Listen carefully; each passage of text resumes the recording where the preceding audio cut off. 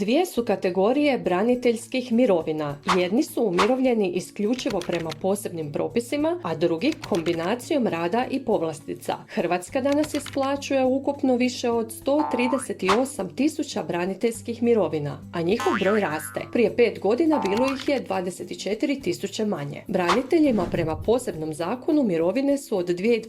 rasle za 460 eura. Danas one iznose prosječnih 1246 eura. Svaki treći branitelj iz ove skupine prima 1883 eura u prosjeku. Velikom većinom riječ je o invalidskim mirovinama. Isključivo prema zakonu o braniteljima umirovljeno je njih više od 72 tisuće. Onima koji su uz obranu zemlje i radili 30 godina, mirovina je upola niža te iznosi 549 eura. Većina braniteljskih mirovina iz rada su starosne, a ovih umirovljenika je gotovo 66 tisuća. Može li branitelj u mirovinu iako nema ni dana radnog staža? Zakon o hrvatskim braniteljima kaže da može. Uvjet je da je napunio dob za starosnu mirovinu. Bitno je samo da je proveo najmanje 100 dana u ratu. Najniža braniteljska mirovina iznosi 339 eura i povećava se ovisno o broju dana u borbenom sektoru.